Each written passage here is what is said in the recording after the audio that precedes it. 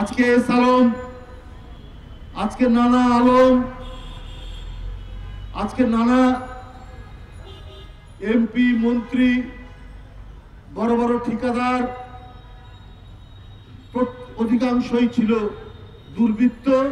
কারণ এইগুলোর উন্নয়নের টাকা, যে উন্নয়নের তথাকথিত উন্নয়নের কথা তারা বলেন, মেগা প্রজেক্টের টাকা তারা বিদেশে পাচার করেছে, লক্ষ কোটি টাকা পাচার করেছে। এটা আমার কথা নয়।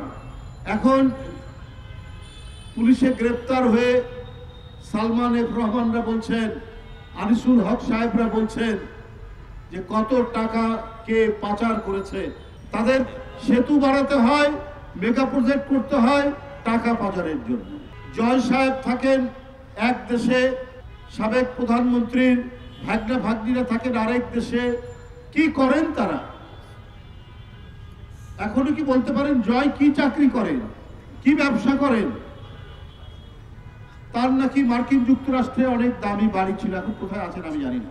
সাবেক প্রধানমন্ত্রীর জামাই, মেয়ে, তারাও বিদেশে থাকতেন, কিন্তু কোন কোম্পানিতে চাকরি করতেন, কোন প্রতিষ্ঠানে তারা কাজ করতেন, এইটা কি কোনোদিন জনগণকে জানিয়েছিলেন? এটা কোনোদিন জনগণকে জানাননি। তার মানে এই টাকা যে পাচার হয়ে, এটা তো আর কর্পূরের মতো উড়ে যেত না, হাওয়াই মিঠাইয়ের মতো একেবারে হাতে ধরে চুপসে যেত না। এই টাকাটা কোথাও না কোথাও যেত। একজন ব্যক্তিকে একের পর এক সব ব্যাংক দিয়ে দিচ্ছেন, সব ব্যবসা দিয়ে দিচ্ছেন। ঘটনা কি? ইটিভি কেড়ে নিলেন, দিয়ে দিলেন এস আলম সাহেবকে। একের পর এক টেলিভিশন আপনারা কেড়ে নিচ্ছেন। যারা একটু সরকারের বিরোধিতা করেছে সেই টিভি নিজেদের লোক বসিয়েছে, তার মালিককে জেলের মধ্যে ঢুকিয়ে দিয়ে।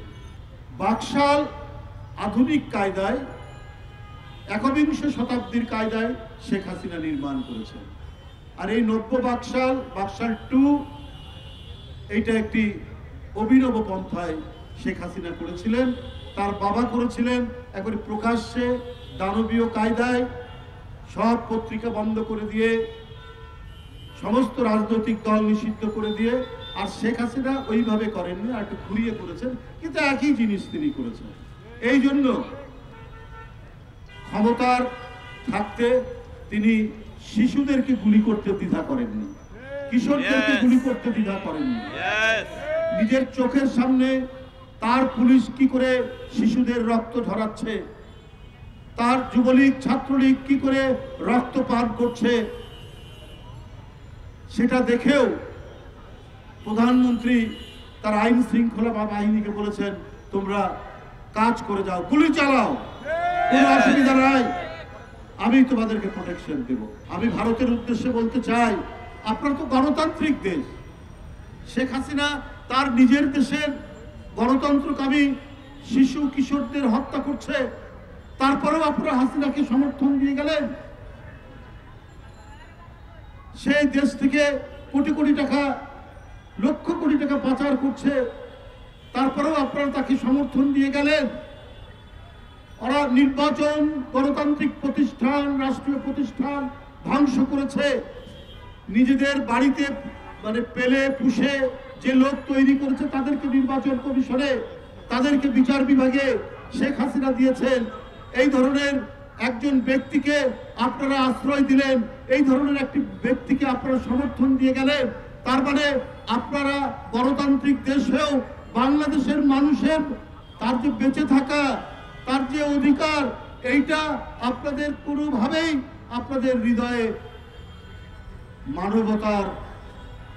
মানবতার অনুভূতি জাগ্রত হয়নি। আপনাদের সবকিছুর বিনিময়ে আপনাদের শেখ হাসিনাকে দরকার ছিল এতই। দেশের স্বাধীনতা, দেশের জনগণ, জনগণের অধিকার, জনগণের বাঁচা মরার প্রশ্নকে আপনারা ধরাই কেয়ার করে আপনারা শেখ হাসিনাকে সমর্থন দিয়ে গেছেন। তার মানে কি, শেখ হাসিনা থাকলে ভারত তার খবরদারি করতে পারবে বাংলাদেশের উপর, এবং বাংলাদেশকে ভারত মনে করবে শেখ হাসিনা আমাদের প্রতিভূ, অতএব বাংলাদেশ তার স্বাধীন অস্তিত্বের দরকার নাই, একটাই অস্তিত্ব দরকার, শেখ হাসিনার অস্তিত্ব। এই কারণেই তাকে আপনারা সমর্থন দিয়ে গেছেন। তো এই জিনিসগুলো মানুষ তো ভুলতে পারে না। অনেকেই বলে ভারতের সাথে এই ধরনের আপনারা তো সমালোচনা করেন কেন? তো সমালোচনা তো তারাই সৃষ্টি করেছে।